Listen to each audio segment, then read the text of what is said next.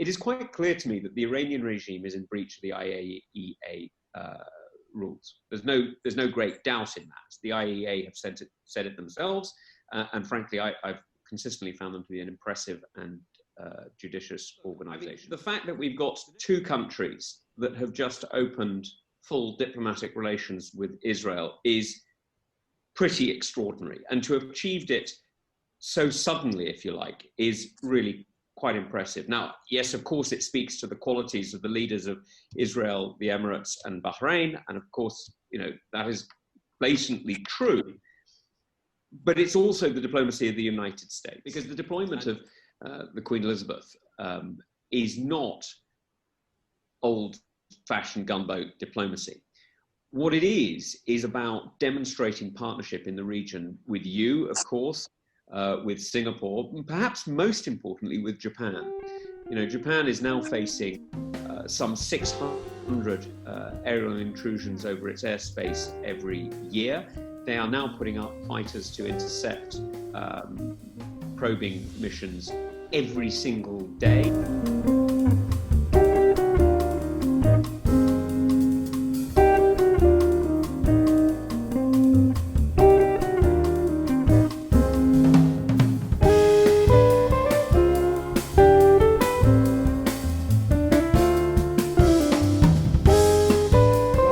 To Frank Talk and to Tom Tugendhat particularly, who is our guest today. Tom is the member for Tunbridge and Malling since 2015, not very long, 5 years, and yet in that time has become the chairman of the Foreign Relations Committee in the House of Commons, which is an amazing achievement.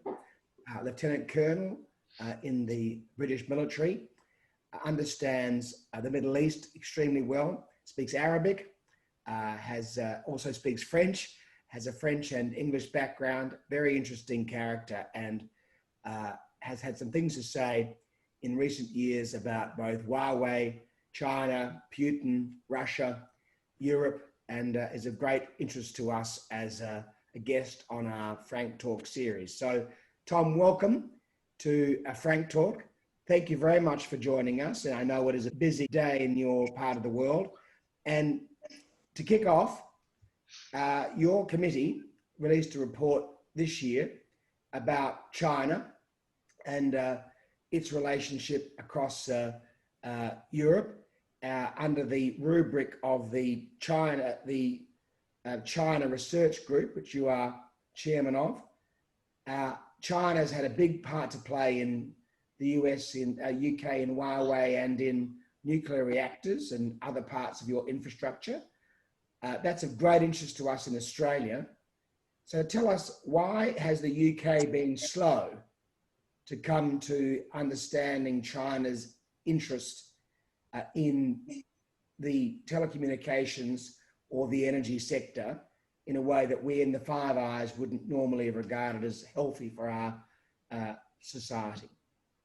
Sure. Well, look, Christopher, first of all, thanks very much for inviting me on. It's a huge pleasure to be with you. It's great to see you again after far too long. This COVID thing's not good for my friendships. And it's a pleasure to be here talking about these things that I think matter more than ever to both of us. I think the UK has been slow because our focus has been, quite understandably, mostly on Russia. China is, after all, a long way away. And although it's much more immediate for you guys in Australia, the reality is for us, it's always felt a bit remote. Of course, that's changed. And it's changed for several reasons. One reason is what we've seen in Hong Kong, an area for which we have legal responsibility to report under the Sino-British Joint Declaration. It's changed because of what we've seen happening to you, frankly, bullying our friends and cousins in Australia doesn't go down well in the United Kingdom and has really caused a lot of us to wake up. And it's changed as well because of the Huawei decision. And the Huawei decision is really one of those moments where things that were happening anyway suddenly get crystallized into a moment. And what was happening anyway, and you know this better than me, Christopher, is decisions had been taken over the previous, well, I was going to say 5 years, let's be honest, it's more like 15 years, that had put Chinese technology at the heart of British critical national infrastructure, changing the dependency that we have on a country that, frankly, is demonstrating why dependency on authoritarian dictatorships is a bad idea. And so, those three things came together at the same time and really crystallized for us a moment when awareness of what was going on in China and awareness of why it mattered to us here in the UK, why it mattered to the good people of Kent, and that's what changed.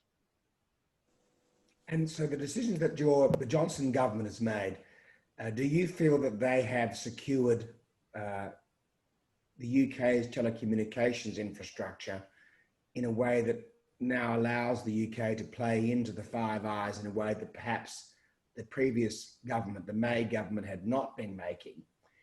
And what was the realization in the UK that made the May that change between the Johnson government and the May government? I mean, I know that China has been a big part of that, but has it also been the realization that perhaps the Soviet Union, or Russia as it's now called, is not quite the benign bear that had been seen by many of the Europeans over the previous 20 years? I think I've got to be honest, the reason for the change is maths. Frankly, count the votes, mate. They were going only in one direction and they were not going the government's way. So when Johnson's administration renewed or ratified Theresa May's decision of 2 years earlier, a decision that I was alone in objecting to quite extraordinarily. I mean, in 2017, whenever it was, 16, 17, when that decision was taken, I was the only person meeting the then culture secretary, the only person then complaining to the Prime Minister about it. But by the time we got to the decision being, restated by the Johnson administration, a few of us had got together and had managed to talk to others about why this was so unhelpful and why this laid effectively it was nesting a dragon in our own infrastructure. It was a very, very bad idea. I mean, if you're going to harvest dragon's eggs, make sure you do them abroad. And it's a really dangerous thing to have done. Now, what the Johnson administration has done is not yet enough, but it's in the right direction. And the reason I say it's not yet enough is because what it's actually done is it's changed the incentives. So fundamentally, this matters because you'd have to be pretty dumb now to install Huawei kit or indeed other questionable kit into the UK, because you know that you're going to have to take it out in a few years' time. Sure. So in a funny way, yeah, there's a grace period, but the grace period doesn't encourage you to put more in. It just means that you've got a bit of time to get the stuff you've got in out. And that's why I'm content with what the government's done, so long as it sticks to it. And by the way, they haven't yet published the law, so wait, hold your patience just for a moment or two. I need to read the bill. I need to make sure that we're content with that the bill says what we've been told it's going to say. And I know, Christopher, you've been in politics long enough to know that it never happens that a government says something and then doesn't quite put it into a bill. But, there is just a possibility there might be a typing error or something. So we've just got to keep an eye on that and just make sure that we get the agreement that we came to actually put into law. And if we get that, then yeah, I think we're in the right direction. We're changing the incentives on public companies, and we are reinforcing the importance of bringing in clean suppliers. And before I throw to Michael, who I'm sure wants to ask questions about this and other subjects, since the Brexit, has Britain been basically swimming in its own direction now from Europe in terms of both China and Russia? And we'll get on to the Middle East in a few moments, but certainly in terms of Europe versus and China and Russia, is the UK now going in a different direction? Because obviously Germany is very linked to Russia from an energy point of view. The Trump administration has created a number of new currents that had not been present in the previous 20 or 30 years. And is now Europe deciding that it's going to have to take a different line with Russia and China? And is the UK now saying, right, we are going in our own direction compared to the way they had been going under Europe? Or is that just too simplistic? Christopher, because you did so much of the negotiation on behalf of your government and on behalf of the Commonwealth of Australia in purchasing military equipment, that Europe isn't one as far as defence or foreign policy is concerned. And actually, France banned Huawei in 2009. So, we're catching up with France. Other countries like Italy have been much more embedded with China and have accepted that they're part of the Belt and Road Initiative, something that I know that you and I could get into a long conversation about. And other countries have been pretty hard on this. Countries like the Czech Republic, who's the leader of the Foreign Affairs Committee of the Czech Republic, Pavel Fischer, has been absolutely front and center of making sure that Huawei and China do not have the influence in Central Europe that they're trying to have. He led a delegation to Taiwan, which you'll remember happened only a few weeks ago, that in fact triggered Wang Yi, the Chinese foreign minister, to effectively call out and threaten. And that's what has really brought Heiko Maas and Germany onto the side of the rest of us to say, look, this is not acceptable behavior. We cannot have European states being bullied by foreign powers, by authoritarian dictatorships. And that has really made a big difference. On Russia, you're right. The relationship between all European countries and Russia is slightly different.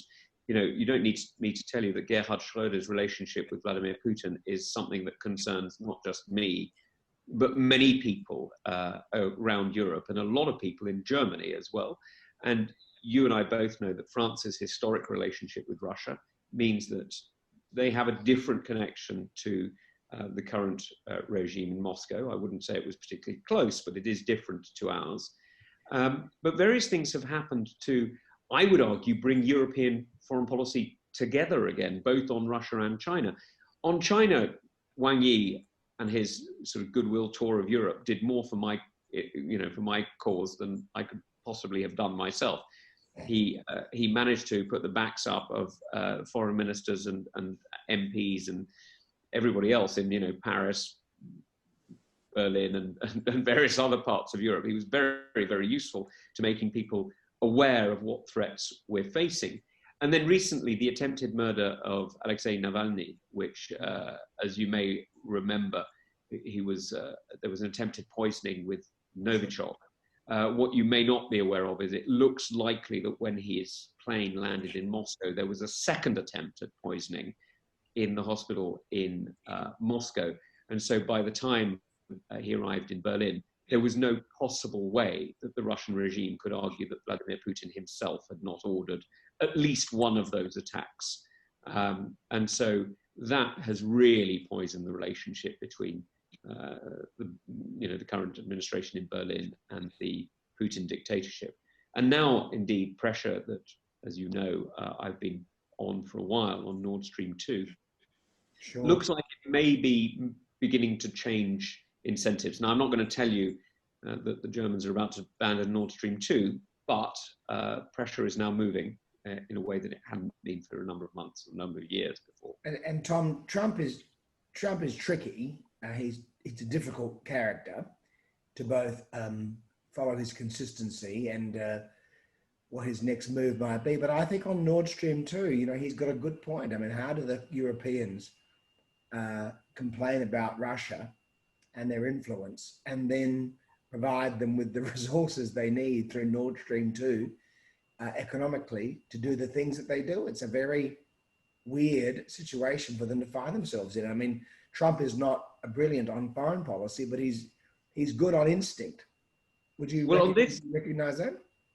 On this, actually, I totally recognize it. And I think what's interesting about Nord Stream 2 is the reality is it's not an energy policy to build Nord Stream 2. Nord Stream 1 is the energy policy. Nord Stream 2 is designed to allow whoever governs in Moscow to salami slice the eastern neighbors of NATO, because you can pick them off one by one. Under the current pipeline technology, they all act together. Either you switch off the gas, in which case they all feel it, or you switch on the gas, in which case they all benefit. Under Nord Stream 2, it allows you to keep supplying Germany and pick off the other countries one by one. Now, I think fundamentally that is a bad idea for Germany. I think it removes, for want of a better expression, the sort of the tripwire of further nations. It undermines the alliance and it weakens Germany's strategic position. So I think simply for Germany, it's a bad idea. Now, I happen to think it's particularly bad for the United Kingdom as well, because again,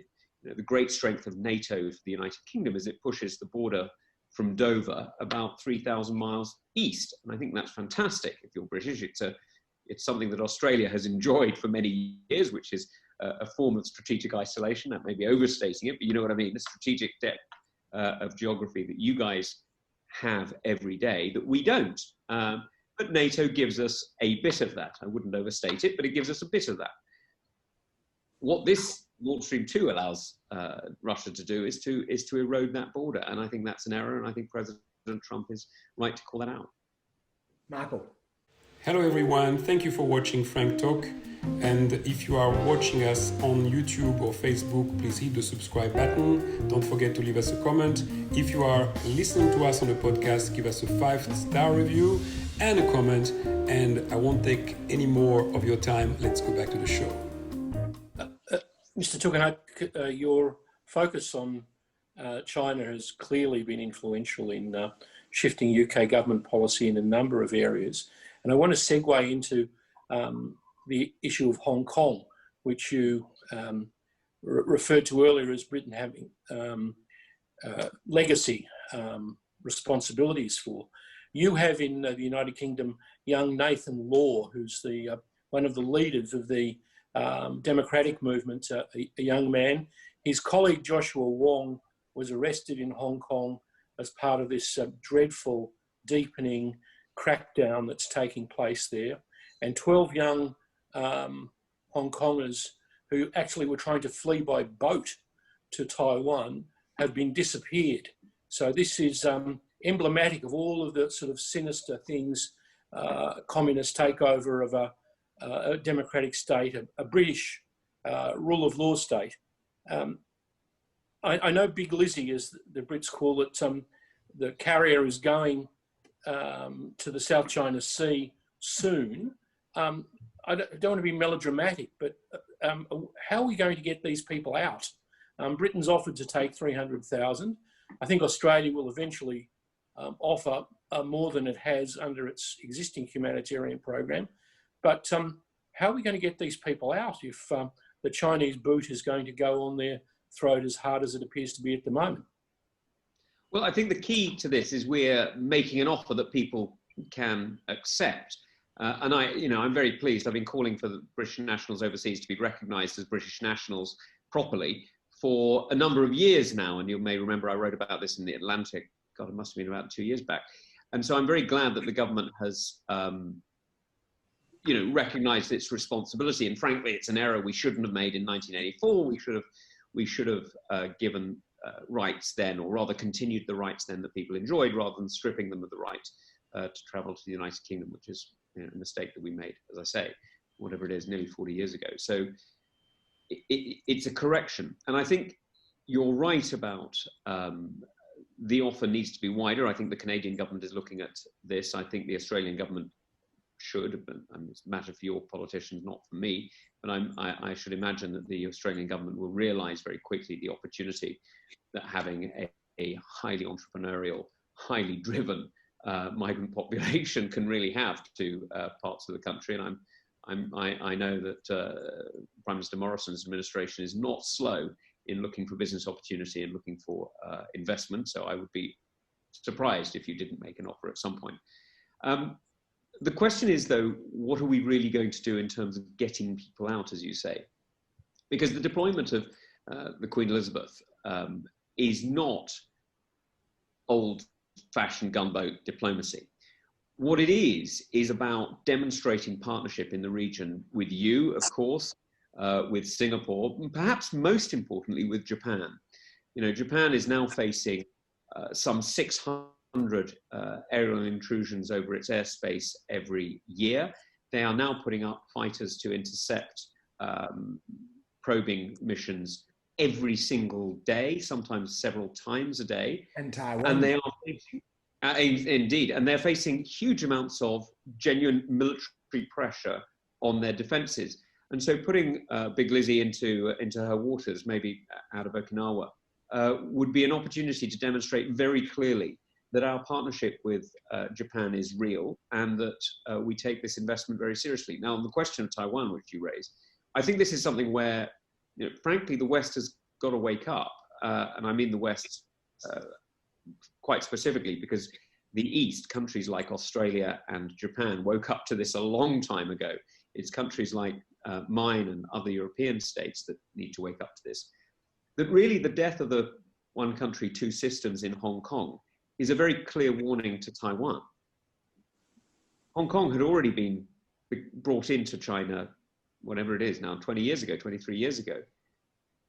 But in stating as clearly as they have with this basic law, with the security law, replacing the basic law, or rather undermining many aspects of the basic law, Beijing is saying it's one country, one system. And that is a pretty clear message to anybody in Taiwan today.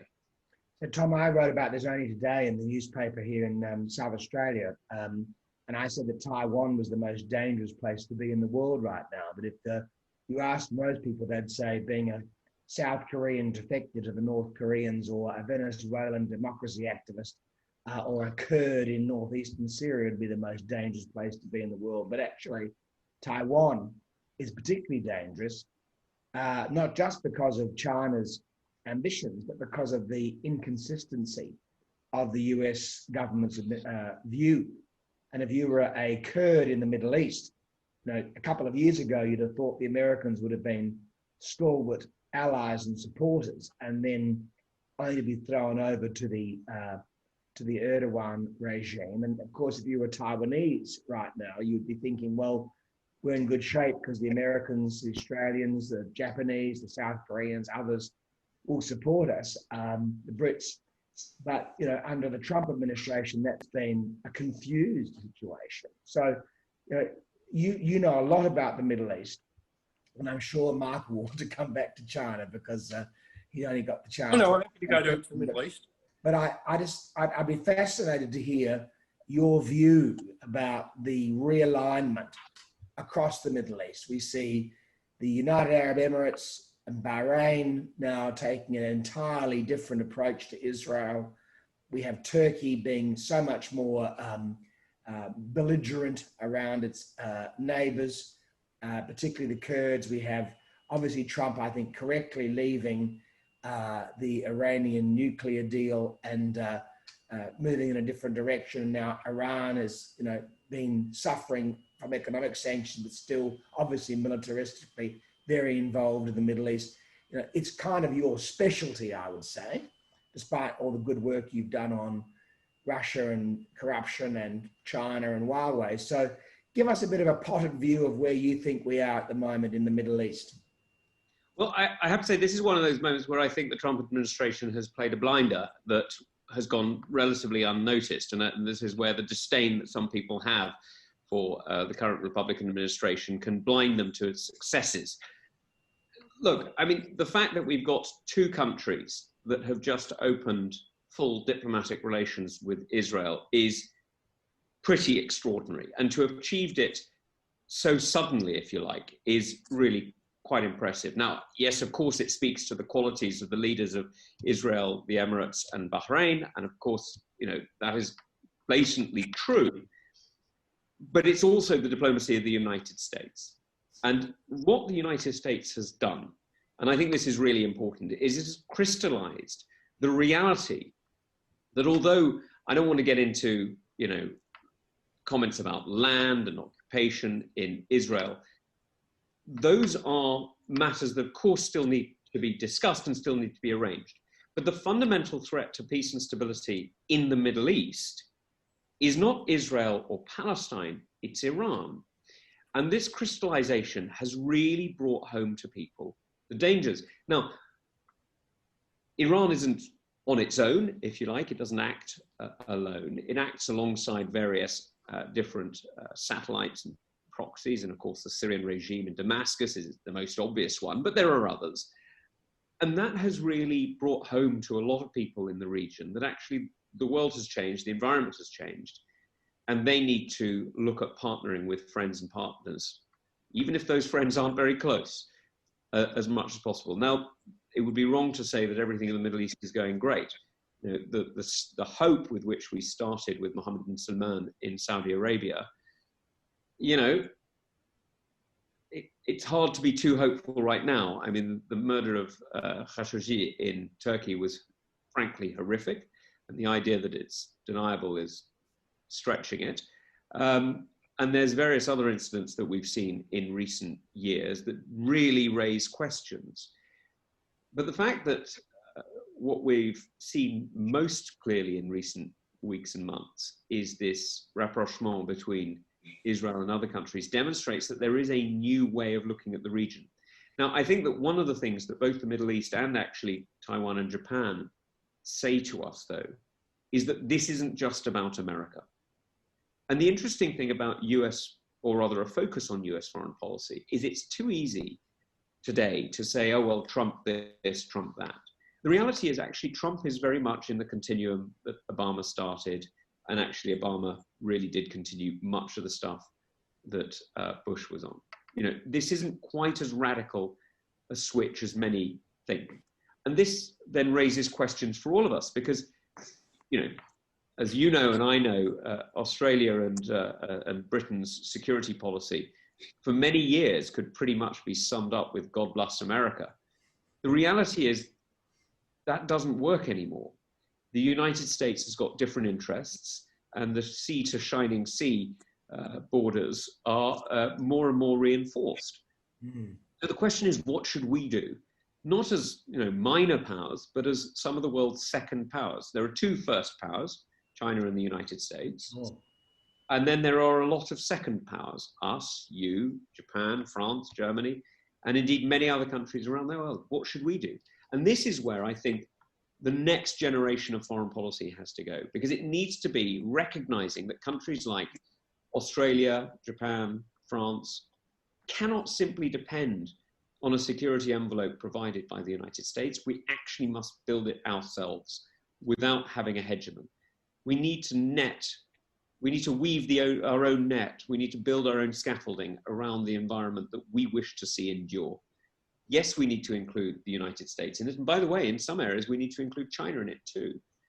But we do need to make sure that we are the underpinning architecture, even if we aren't the most prominent skyscrapers. Well, if anything, the United States is returning to its resting position from the middle of the 19th century through to the middle of the 20th century. As we both know, the United States didn't come into the First World War or the Second World War at the beginning of either. They had to be brought in. And of course, with the League of Nations, despite the fact that Woodrow Wilson was its greatest advocate, the United States never joined it. So the idea that the United States has always been part of multilateral organizations around the world is actually completely counterintuitive to history.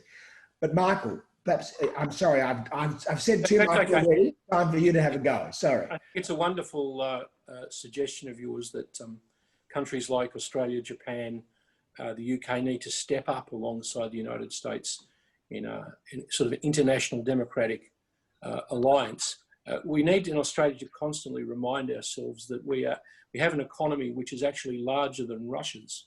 We're the 12th largest economy in the G20, and the Russians rank behind us. So with such economic strength comes responsibilities. But I want to switch to Britain's responsibilities and take up what you said about the changing dynamic of peace in the Middle East. Even the harshest critic of President Trump, and I might include myself in that, if you're rationally evaluating these policies, would have to say things have changed for the better in the last few months. I think you can date it from the targeted assassination of Qasem Soleimani, which brings me to the report of the International Atomic Energy Agency. Now, the BBC reported on the 5th of September that Iran is 10 times over the limit of fissile uranium permitted by that benighted accord. Now, I know Britain is a signatory to it, as is France, as is Germany, but how can Britain not agree to snap back sanctions along with the Americans if the International Atomic Energy Agency, not the Trump administration or Netanyahu or, you know, the British Zionist League point out to you that they are 10 times in excess of the accord that Britain, France and Germany signed with them in uranium. And surely that fear of an Iranian nuclear weapon is what's driving the dynamic in the Middle East. Look, I think you're absolutely right, Michael. And this is something I was critical of my own government about recently, when in August we voted alongside, in fact, we abstained alongside others, while China, and I think it was China and Russia, voted against it, and the United States, and I think it was the Dominican Republic, I may be wrong on that, voted in favor of the sanctions. You know, I think this is a mistake. And I think it's a mistake because the UK should not be thinking, oh, well, we need to be closer to the E3, or, oh, well, we need to be closer to the United States. The UK should be looking at the region and deciding, first of all, who is in breach of what? And secondly, what are our interests in the region that we must defend? And here, both of them go towards snapback. It is quite clear to me that the Iranian regime is in breach of the IAEA rules. There's no great doubt in that. The IAEA have said it themselves, and frankly, I've consistently found them to be an impressive and judicious organisation. The next question is, what should the UK do about it? And here, I think we should really be looking at our responsibility under the terms of the Accord, but we should also be looking at our interests in terms of the region. You know, if we're going to be global Britain, if we're going to talk about having a place in the world, that means having a place in Kuwait, Bahrain, and the Emirates, as much as in France, Germany, and indeed Australia. You know, we really do need to be making sure that we stand up for our partners and our friends wherever they happen to be. And I would argue that, you know, with friends in the region, we have very old alliances. You know, we've had a very, very deep connection to Kuwait and Bahrain now for, you know, nearly the best part of 200 years. You know, and we have a really, really good and important relationship that must endure. But that means standing up for them when we have the chance. And we've got to remember that we do not hold our P5 seat on our own, if you like. We hold it because we represent the interests of many, many other people. Now, we don't always represent identically the interests of everybody, but one of the reasons that Britain has been a very effective UN player is that we've seen that we are more than just a single nation on the P5. We talk to friends like Australia before we vote. We listen. We don't always agree, and we don't take orders from other countries, but we certainly make sure we consult and we listen. And I think that's one of those moments where we really should have done a bit more of that over the Middle East. And Tom, well, we have sorry, Margaret, very quickly. But Tom, that's a very good sentiment. I agree with you entirely. But is Britain militarily spending enough on its capability to be able to make that influence in the Middle East? Because it concerns me that rhetoric from any Western nation is one thing, but can Britain make that influence the outcomes that you so rightly point to and say, standing up for Bahrain, Kuwait, the United Arab Emirates, other nations in the Middle East, can you actually affect the outcomes? So look, no, we're not spending enough. I mean, that goes without saying. I think we should be investing much more in surface ships, smaller surface ships, the so-called Oman class, you know, the small ships that we built up for a while. We need more sailors, and we need more people who can operate in that environment. You know, and I say that as an ex-army officer, so there you go. That's how much I believe it. I'm backing the Royal Navy. That's really saying something. I know, it's really saying something, isn't it? So, so I think we need to invest much more in that, and I agree. Now, you know, you led a very impressive modernisation program in the Australian Navy, which got you new ships and new, in fact, ships that are being built in Adelaide. I'm very pleased to see, and submarines as well. So, you know, I know you're aware of the pressures on procurement, but this is also one area where we really need to be going further, because the reality is the procurement decisions need to change, need to update, and we need to get away from the so-called exquisite kit and more into volume as well. And this means thinking not just about F-35s, but actually about cheap drones. And, you know, having that full spectrum is something that I think we can invest in coming years that will make more of a difference. Mark, sorry to interrupt you before. We'll go back. Tom, I just on your point about, you know, us, the rest of the world stepping up to be alongside the United States. I understand Christopher could confirm this, that we still have a very large number of trainers. In fact, it may be the second number of overseas troops in Iraq still training the Iraqi army. So we can do that while you send Big Lizzie out to the South China Sea. I think that's the kind of cooperation that if Australians are less controversial in the Middle East training the Iraqi army, we certainly welcome Big Lizzie to this part of the world. Well, look, I don't think Big Lizzie could go on her own to that part of the world.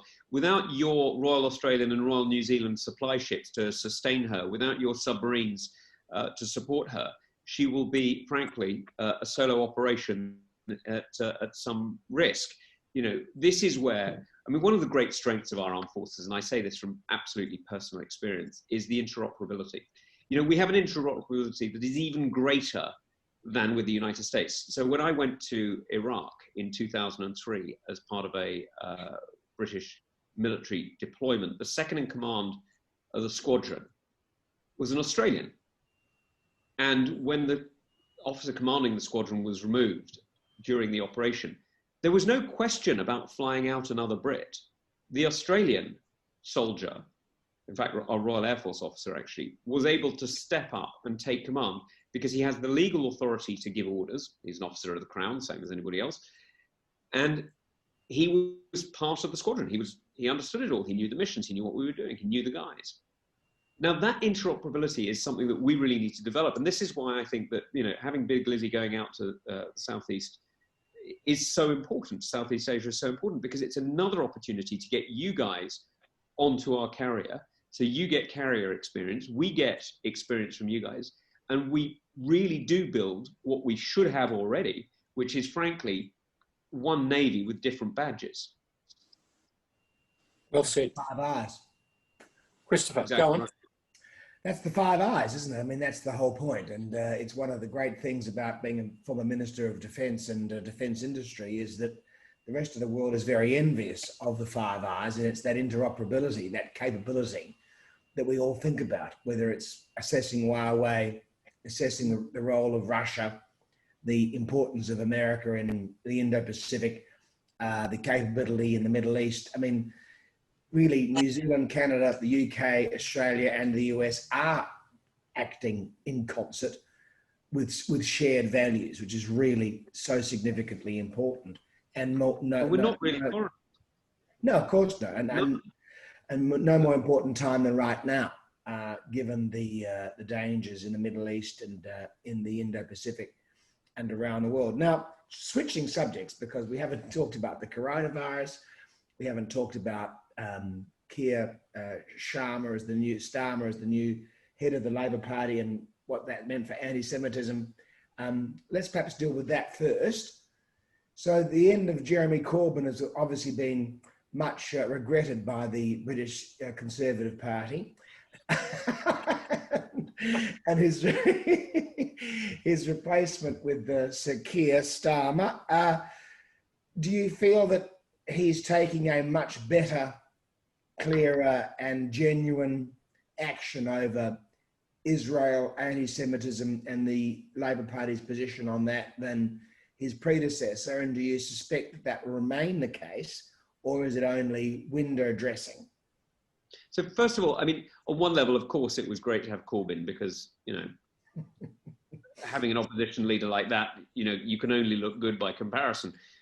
But on another level, you know, to have somebody who normalized anti-Semitism in British political life is frankly hateful. And the sooner they're gone, the better. So, you know, no matter what the political disadvantage, tolerating anti-Semitism in our public discourse is unacceptable. And so I'm glad he's gone. And look, I mean, I can give Keir a hard time politically on any number of different levels. But one thing he is serious about has been tackling anti-Semitism, and he's done it pretty effectively. And so I have to say, whatever else he does, and I hope not much more than remain as leader of the opposition, but whatever else he does, you know, that will have been something that he can at least claim credit for and feel some pride in. But look, his problem, frankly, is that he's still leading the same Labour Party, right? I mean, they've still got the same tired ideas from the 1970s. They still think that the idea of, you know, nationalising, well, I was going to say various industries, but frankly, the entire country is the correct thing to do, and taxing the hell out of everybody who wants to try and make a difference. So, he's still got the same tired ideas, but at least they're not packaged in a hateful bundle. Christopher, because of COVID-19, he's for the first time, I've been reading the opinion polls, they've gone ahead of the Conservative government. I mean, the polls are transitory and that they don't necessarily mean anything, but I think that's a reflection. One of the most encouraging things I'd say to you, Tom, as an Australian viewing the United Kingdom election, was to see those working class people in the north of England repudiate Corbyn. And I saw some of the inquiries afterwards, and they said it was because they didn't know much about anti-Semitism, but they thought that Mr. Corbyn's extremism wasn't what a patriotic British person should support. I find that a very encouraging thing about England. So, Michael, this is absolutely right. I mean, the reality is most people wouldn't have had much experience of anti-Semitism. The Jewish community in the UK is very, very urban. It's centralised almost entirely in places like Glasgow, Manchester and London. And so many of these communities quite literally would never have met a Jewish person of any kind at any time, or wouldn't knowingly have done so. But what they do understand, because they are, part of a very deep political culture, they do understand unfairness and they do understand discrimination and they don't like it. And they're absolutely right. And that's why, I mean, funnily enough, I'm not going to tell you that the United Kingdom is perfect. That would be a complete lie. But we have problems with racism in the UK.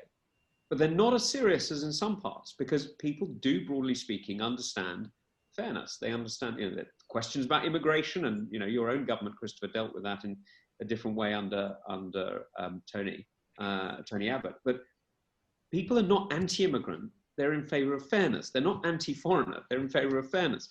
And it's really interesting when you look at the results that we got in those northern seats that you identify, Mike. It's really quite clear that people just found Corbyn to be, frankly, distasteful, un-British and unfair. Yeah, what's happened to him now? Well, he's just disappeared, I assume. Well, he's still blabbing away on Twitter, but thank God, he's speaking to the same echo chamber that he spoke to before. And will some of the friends that used to be in the Labour Party who left because of the anti-Semitism, are they returning now to the Labour Party, or is it too soon for that to happen? I don't know. I haven't kept a close eye on it, I've got to say, so I don't know. Because Michael and I and Albert and you, a number of them who had, had enough and moved on. And I'd be hopeful that, I mean, obviously I want Labor to lose, but I also want, the opposition, sorry, Michael. Ian I want the opposition to be reasonable. Ian Austin and Joan Ryan and people like that. So John Woodcock and Ian Austin are still good friends of mine. They're sitting as independents now. Whether they'll take the Labour whip, I don't know whether they've decided yet. But I'm delighted they're in the House of Lords. I think it's fantastic that their services to parliamentary democracy and the contribution that they can still make to our country is recognised, because I think that, again, I wish they'd lost more elections than they won, but they're good people. Christopher, can I switch briefly back to Taiwan? Tom, yeah, sure. As a bit of a military expert, do you think that Taiwan has the will and the weapons to defend itself in an all-out attack? I noticed the very ominous statement by the 4th Military District of the PLA, which covers that part of China and the Taiwan Straits, that they would defend every blade of grass, every flower in Greater China. Will the Taiwanese fight? Will they need to fight? Will they need the Americans? Do you think it's huff and puff from Xi? And can we deter them by non-military means? Well, the reality is that none of us know.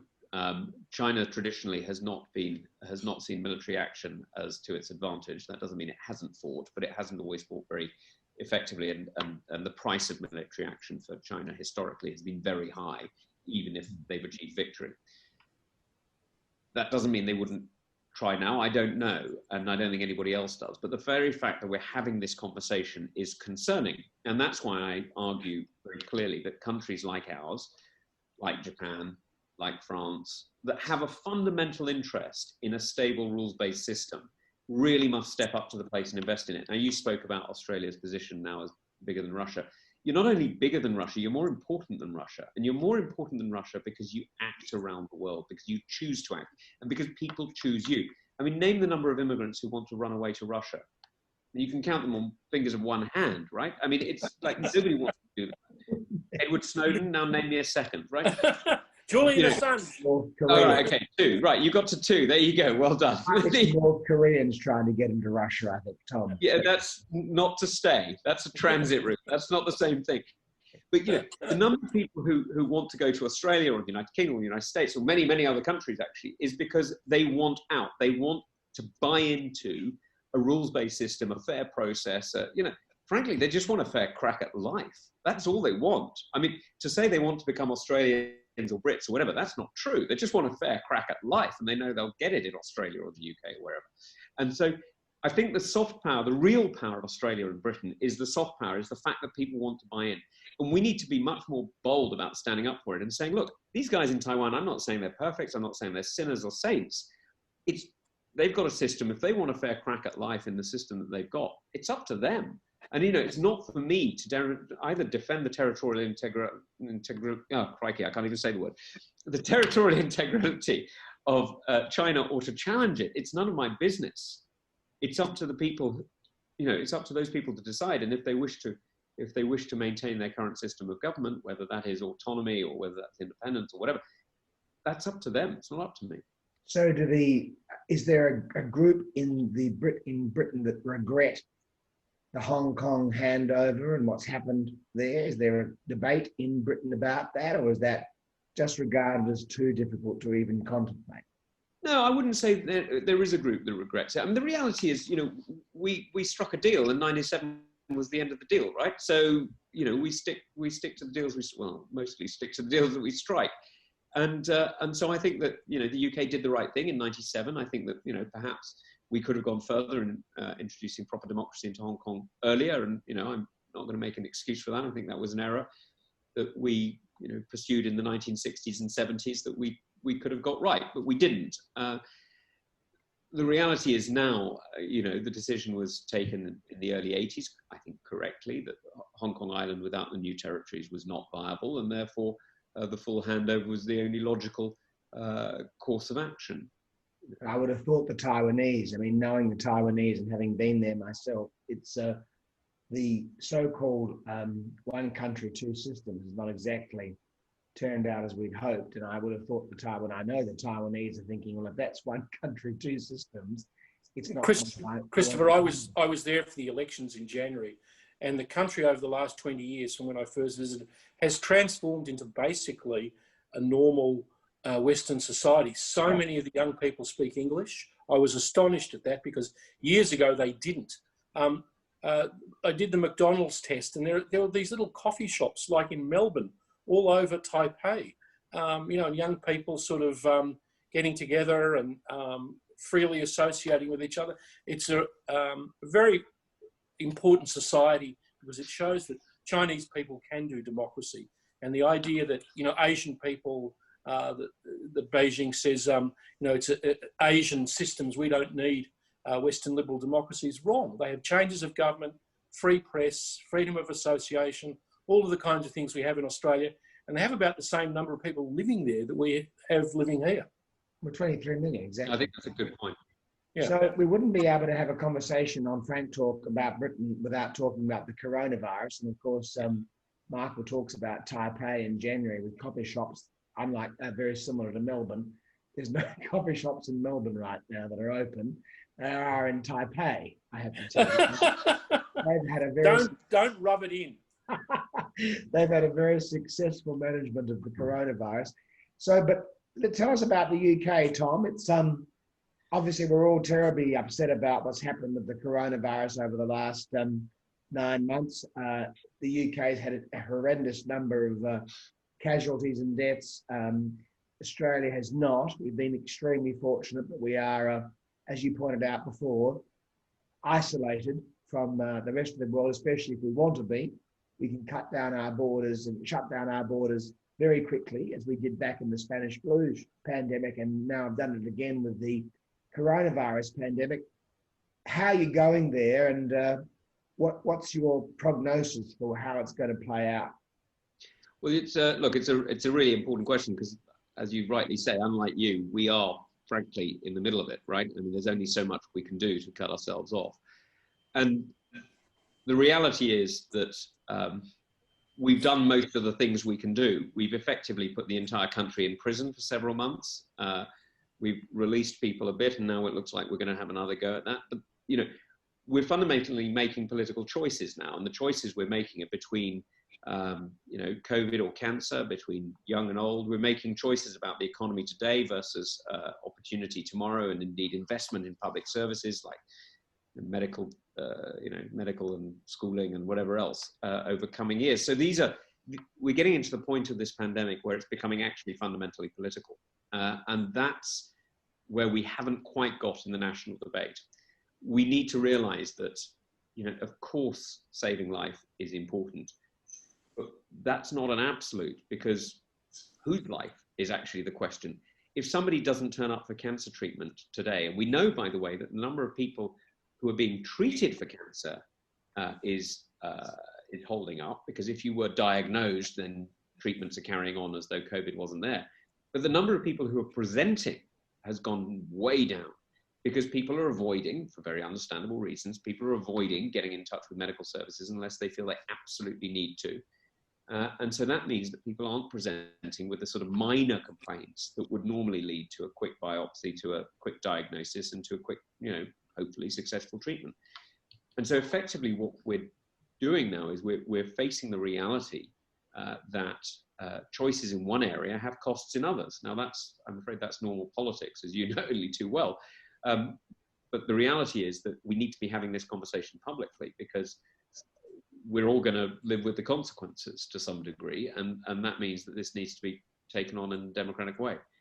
Now, the UK's got particular challenges, but it's still absolutely essential that as a democracy we hold these conversations in public. And is the government holding up, or is Boris Johnson's government under a lot of pressure because of the coronavirus, or is there a rallying around the flag effect as there has been in Australia? Well, look, there certainly was a rallying around the flag, and it was quite something when the Prime Minister got COVID, and as you know, was found to be quite literally resurrected on Easter Sunday when he was found to be. It was almost messianic, but Marco doesn't believe in the resurrection. Well, some of us do. But, well, I do. I believe it's yet to happen. So. Yeah, no, exactly. You're just you're just holding out for another. You didn't like the first Messiah. You're waiting for the next one. I get it. It's like taxis. You didn't. The reality is that there was a rallying around the flag at the beginning, and there's now real tension. And I get this. I mean, you'll remember from your constituency that people get in touch about any number of different things. And at the moment, a lot of people are getting in touch about the fact that they are really scared about the economy. They're really scared about their own opportunities, and they're really scared, for their families. So quite a lot of older people are writing to me and saying, why can my kids not go back to work? Why can my grandchildren not have the same schooling that I had? Of course I need to be protected, but that's my lookout, not government's. And anyway, so there's a whole series of conversations going on at the moment on this. And the rallying around the flag has diminished, as Mike quite correctly pointed out, with the polls that are helping Keir Starmer. But let's be frank. I mean, as Margaret Thatcher put it, if you're not way behind and early on in the term, then you're not doing enough. Well, she would have definitely said that. Yeah, she certainly did, and she won a few elections too. Exactly, and she managed to recover them because she was doing the right thing. But she knew that it would take a few years for people to see that her decisions were correct. And the real challenge that we've got with coronavirus is perfectly obvious. But the fact that Keir Starmer is ahead at this stage really shouldn't be seen as surprising. No, Michael. A final question to you as the co-host. Are we seeing the revival of the Ottoman Empire with the Turks in Libya and the Turks in northern Syria and the Turks in Kurdistan? Will it end, basically? Will Turkey go back to normal when this dreadful fellow is gone? That's an interesting Erdogan, question. I'm talking about. Yeah, it's all right, I guessed. It's interesting, isn't it, that in quite a lot of offices, the image of Ataturk has now been replaced by Erdogan, which is quite telling. Look, I'd be cautious about referring to this as neo-Ottomanism. Clearly, there is a connection between Turkey's past, but I see this as much more connected to the Muslim Brotherhood. If you look at the political roots of the AKP and the connections that it's had around the region, they're much more to do with the sort of Muslim Brotherhood connections than they are to do with Ottoman connections. And Erdogan's own actions within Turkey are more in keeping with that. I think that Turkey is going through a real revolution, frankly, and it's a quieter revolution than many, but it is a real revolution in which the secular views that emerged in the 20s and endured in various ways under the protection of the military, quite oddly, but under the secular protection of the military up until the 2000s, really, have been challenged by a form of popular democracy that emerged out of Istanbul under the then Mayor Erdogan. You know, this has now taken it a hell of a long way, and whether or not it endures, I think, is really down to how others deal with it. Because I think if we include Turkey, if we bring Turkey in economically, then funnily enough, I don't think this will endure terribly. If we exclude Turkey, if we cut Turkey off and we force her into the hands of, the Russias of this world, then I think there's more likely that this will endure. So I think this is one of those challenges for us where we've got to, we've got to sup. We've got to step up, and we've got to be present. I think Turkey is, and by the way, always has been a very important nation to us. And it's one which we've got to deal, in difficult times at the moment, but we do have to deal with it. We can't get rid of them from NATO, though, can we? Because the Americans have got those 116 or 120 tactical nuclear weapons in Incirlik, and they can't get them out of there without the Turks knowing. So, in a sense, we've got the Turks trapped in NATO because of that Cuban Missile Crisis decision to put tactical nuclear weapons in Incirlik. But we want the Turks trapped in NATO. I don't see it that way. I don't see it that way. I don't see them as trapped in NATO. I see them as part of NATO. And look, there's a downside to everybody in NATO, right? I mean, you could run through every single one of our allies and pick out problems if you wanted. But the reality is that NATO works because of the tripwire effect of the alliance. And Turkey is an important part of that. I mean, let's not forget, they've got the second largest military contribution to the alliance, and they push us further east than anyone else. They give us overwatch into Iran and Iraq and indeed their actions in Syria. They haven't always been helpful, but frankly, they've been present. And currently, Turkey is hosting over 3 million Syrian migrants who would otherwise be strolling across the border into Europe. So, I mean, I don't think we should downplay Turkey's contribution to European stability or protection. And I think this is one of those areas where, we should be conscious that Turkey does a lot for this alliance. It may, look, I'm not going to defend every aspect of its political regime, but I'm afraid I could pick out a few of our Eastern European partners and say the same thing. The reality is that that Turkey's contribution to the military defense of Europe and indeed to its own defense through NATO is really important, and the ability of Turkey to play an important role in a future Middle East, I hope, will become an increasing and growing reality, though I recognize, the challenges that the Muslim Brotherhood links, the Ikhwan al-Islamiyya, bring. I think I'm the only person, Tom, who's ever referred to the Don Pacifico case in the House of Representatives in Australia's Federation. So my interest in Turkey, Greece, the Middle East is now very long-standing. And the point you make about the Turkish military is not unlike many of the militaries in our own region, by the way, in the Indo-Pacific, where in countries like Malaysia, Thailand and Indonesia, the military has been the most stable institution in those countries over since the post-war period. It's it's something that's missed on the left, unfortunately, who think the military are sort of by their very nature wicked. But of course, in many countries, it's the military that's the most stable and in many cases liberal institution in the nation. You've been very generous with your time, Tom. Thank you so much. As the chair of the Foreign Relations Select Committee of the House of Commons, the youngest ever, and only a parliamentarian for 5 or 6 years, you've made already a tremendous contribution to British politics and international affairs, and I've got no doubt will continue to do so over the years to come. Thank you so much for your contribution to Frank Talk, and good luck over the next few years, particularly in the pandemic. We are blessed here in Australia, although the Victorians might not feel that way. As a South Australian, I can tell you we are. But we are blessed here, and good luck to you and the rest of your great country. And thank you very much for joining us. It's fascinating, and I hope you end up as Foreign Secretary. Prime Minister even. Well, I look forward to coming to Australia soon and having these conversations in person.